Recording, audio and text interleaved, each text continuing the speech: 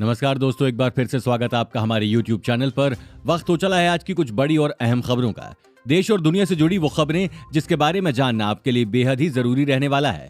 सबसे पहले नजर डालेंगे कोरोना संक्रमण पर, जहां लॉकडाउन के चलते देश भर में कोरोना के आंकड़ों में राहत की खबर आई है। इसके अलावा बात करेंगे उस राज्य की जिसने कोरोना काल में परिवारों को पेंशन और मुआवजा देने का ऐलान किया है। साथ ही इन जगहों पर चक्रवाती तूफान ने भारी तबाही मचाई है। तो दोस्तों, आज की वीडियो में हम आपको इन सभी खबरों के बारे में विस्तार से बताएंगे। तो दोस्तों, इस वीडियो को अंत तक जरूर देखें। अगर वीडियो में मिली जानकारी आपके लिए अहम रहे तो हमारी इस वीडियो को एक लाइक देकर अपना प्यार जरूर दीजिएगा। तो चलिए बिना देर किए शुरू करते हैं आज की अहम खबरों के सिलसिले को। आज की सबसे बड़ी खबर में जहां कोरोना की रफ्तार कम होने के बावजूद नहीं थम रहा मौत का सिलसिला। बता देंगे, देश में लगातार दूसरे दिन 3 लाख से कम नए मरीज कोरोना संक्रमित हुए हैं।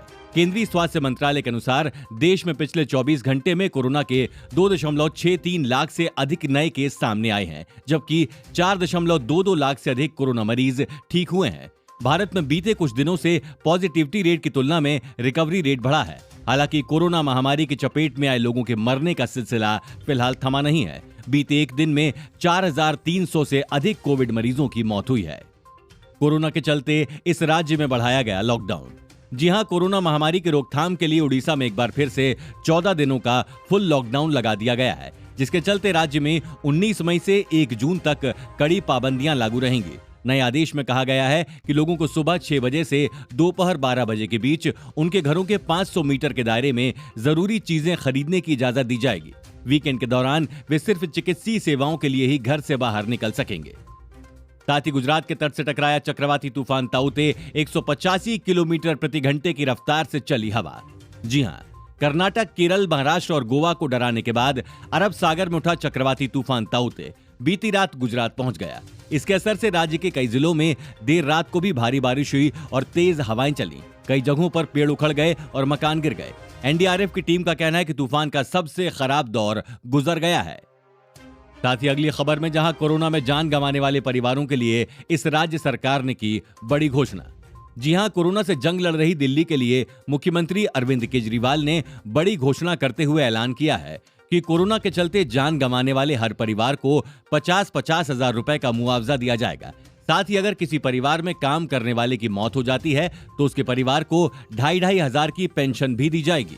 इसके अलावा कोरोना को लेकर एक्शन मोड में केंद्र सरकार टेस्टिंग को लेकर लिया बड़ा फैसला।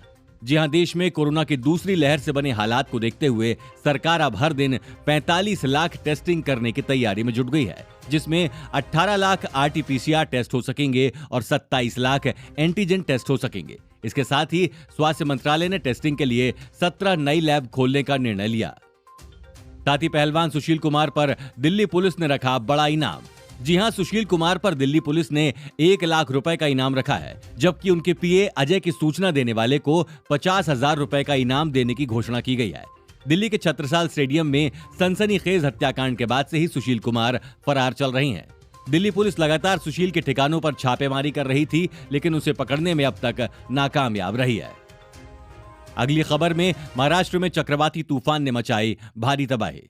गुजरात में प्रदेश से पहले इस तूफान ने महाराष्ट्र में अपना व्यापक असर दिखाया। इस महातूफान के कारण महाराष्ट्र के कोंकण इलाके में 6 लोगों की जान चली गई, जबकि 3 नाविक अभी भी गायब हैं। मरने वालों में कुछ वो लोग भी हैं जिन्होंने तूफान के बीच पेड़ गिरने से अपनी जान गंवाई।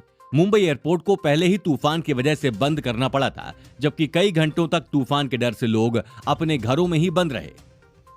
साथ ही गांव में कोरोना रोकने के लिए सरकार की नई गाइडलाइन जारी। 35 पन्ने की गाइडलाइन में सरकार ने बताया है कि किस तरह के ग्रामीण इलाकों में Covid isolation centre, Covid care centre और उपचार केंद्र खोले जाएं, जिसके लिए ग्रामीण इलाकों में कोरोना के खिलाफ लड़ाई में पंचायतों को मजबूत करने के लिए केंद्र सरकार ने एक हफ्ते पहले ही लगभग 8,923 करोड़ रुपए जारी किए थे।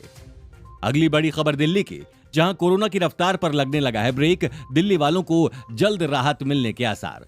देश की राजधानी दिल्ली में कोरोना के मामलों में आज फिर कमी आई है। दिल्ली में अब कोरोना संक्रमण की दर 7% से नीचे आ गई है। दिल्ली में बीते 24 घंटे में कोरोना के महज 4,482 नए मामले सामने आए। इस दौरान मौत के आंकड़ों में भी गिरावट दर्ज की गई है। बीते 24 घंटे में 265 लोगों की जान गई है। हालांकि इस दौरान 9,403 लोग कोरोना को मात देने में भी सफल रहे हैं। साथ ही कोरोना काल में अब बिना राशन कार्ड के अनाज वितरित करेगी दिल्ली सरकार। जी हां, दिल्ली में जिन्हें जरूरत है लेकिन उनके पास राशन कार्ड नहीं है तो भी उन लोगों को राशन मिलेगा, जिसके तहत हर जरूरतमंद को महीने में 10 किलो राशन दिया जाएगा। वहीं ऐसे बच्चे जिनके माता पिता दोनों की मृत्यु कोरोना के चलते हो गई है, उनकी शिक्षा दिल्ली सरकार कराएगी। वहीं जिनके घर में कमाने वाला एकमात्र शख्स कोरोना के चलते नहीं रहा, उन्हें भी पेंशन दिया जाएगा। अगली खबर में कोरोना की दूसरी लहर पर काबू पाता नजर आ रहा है यूपी। बता दें कि यूपी में कोरोना का कहर धीरे धीरे कम होता जा रहा है। पिछले 24 घंटे में राज्य में कुल 8,727 नए मामले सामने आए, जबकि 21,108 संक्रमित डिस्चार्ज हुए हैं। यूपी में कोरोना संक्रमण की रिकवरी दर अब 90.6% हो गई है। यूपी के लिए राहत की खबर यह है कि 30 अप्रैल के बाद से ही एक्टिव मामलों की संख्या में 56% की कमी आई है। साथ ही बच्चों पर कोरोना के कहर के बीच सीएम अरविंद केजरीवाल ने केंद्र सरकार से की बड़ी अपील। सरकार से कहा, सिंगापुर में आया कोरोना का नया रूप बच्चों के लिए बेहद खतरनाक बताया जा रहा है। भारत में तीसरी लहर के रूप में आ सकता है। ऐसे में सिंगापुर के साथ हवाई सेवाएं तत्काल प्रभाव से रद्द की जाएं और बच्चों के लिए भी वैक्सीन के विकल्पों पर प्राथमिकता के आधार पर काम हो। साथ ही सोना चांदी की कीमतों में हुआ बदलाव, जाने क्या है नए दाम। दोस्तों, सोने और चांदी की कीमतों में एक बार फिर बदलाव देखने को मिला है। एमसीएक्स पर सोना वायदा 0.08% गिरकर 48,437 रुपए प्रति 10 ग्राम पर पहुंच गया है। पिछले सत्र में सोना 1.6% यानी 800 रुपए महंगा हुआ था। वहीं चांदी 3.2% यानी 2300 रुपए बढ़ी थी। पिछले साल सोना 56,200 रुपए प्रति 10 ग्राम के उच्च स्तर पर पहुंचा था। प्राइवेट अस्पताल की ओवरचार्जिंग को लेकर सीएम योगी का बड़ा आदेश। कोरोना संकट के बीच निजी अस्पतालों द्वारा कोविड संक्रमित मरीजों से ओवरचार्जिंग की शिकायत पर कार्यवाही करते हुए मुख्यमंत्री योगी ने प्रशासन को सख्त निर्देश दिए हैं। सीएम योगी ने कहा है कि सभी जिलों में ऐसी गतिविधियों पर कड़ी नजर रखी जाए। इस तरह की शिकायतें मिलने पर तुरंत कार्यवाही की जाए और इस संबंध में आवश्यकतानुसार शासनादेश भी जारी कर दिया जाए। कांग्रेस ने लिखी दिल्ली पुलिस कमिश्नर को चिट्ठी, बीजेपी नेताओं के खिलाफ उठाई गिरफ्तारी की मांग।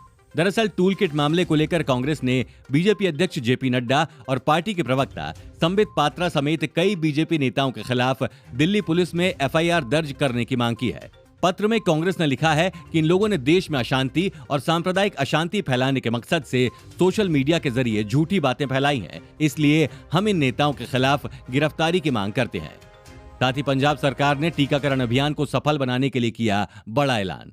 दोस्तों, पंजाब सरकार ने कोरोना को हराने के लिए कोविड मुक्त पिंड अभियान की शुरुआत की है, जिसके चलते सीएम कैप्टन अमरिंदर सिंह ने उन गांव को 10 लाख रुपए की विशेष विकास अनुदान देने की घोषणा की जो 100% वैक्सीनेशन का लक्ष्य पूरा कर लेंगे। पत्रकारों पर भी कोरोना ने बरपाया कहर, अब तक इतने लोगों की हुई मौत। कोरोना वायरस के कहर से पिछले साल बड़ी संख्या में फ्रंटलाइन वर्कर जैसे डॉक्टर, स्वास्थ्यकर्मी और पुलिसकर्मियों को जान गंवानी पड़ी है, जिसके चलते करीब 300 पत्रकारों को भी अपनी जान गंवानी पड़ी है, जिसमें यूपी के करीब 37 पत्रकार शामिल हैं। कोरोना की चपेट में आने वाले सबसे ज्यादा युवा पत्रकार हैं। ट्रेनों पर भी पड़ा कोरोना और ताउते तूफान का असर, रद्द की गई कई ट्रेनें। कोरोना महामारी के चलते अधिकतर राज्यों में लॉकडाउन लगा हुआ है, जिससे लोगों का आना जाना नहीं हो पा रहा है। ट्रेनों में भी यात्रियों की कम संख्या देखी जा रही है। इस बीच पूर्वोत्तर रेलवे ने यात्रियों की कम संख्या होने के कारण 10 स्पेशल ट्रेनों को रद्द कर दिया। ये सभी ट्रेनें पूर्वोत्तर रेलवे के अगले नोटिस तक बंद रहेंगी। साथ ही ईरान चीन की महाडील का शिकार बना भारत। जी हां, ईरान ने भारत को बड़ा झटका दिया है और फरजाद बी गैस परियोजना से बाहर कर दिया है। फरजाद बी गैस फील्ड की खोज भारत की ओएनजीसी लिमिटेड ने की थी। ईरान के इस फैसले के बाद भारत को $3 अरब का नुकसान हुआ है। इससे पहले ईरान ने चाबहार रेलवे लिंक परियोजना के लिए भारत के $2 अरब के प्रस्ताव को खारिज कर दिया था।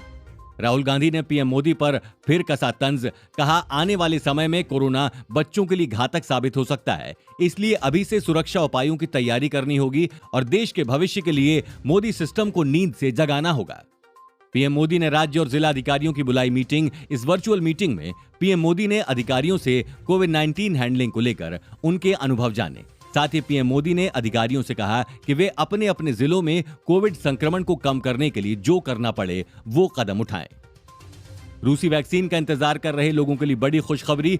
कोविन पर बुकिंग के लिए आई रूसी वैक्सीन स्पुतनिक वी। 1250 रुपए है एक डोज की कीमत। बुकिंग के लिए कोविन ऐप पर करना होगा रजिस्ट्रेशन। दोस्तों आज की वीडियो में बस इतना ही। अगर आपको हमारी वीडियो पसंद आई तो उसे लाइक जरूर करिए, साथ ही हमारे चैनल को सब्सक्राइब करना ना भूलें ताकि हम आपके लिए हर रोज ऐसी ही अहम खबरें लेकर आते रहें।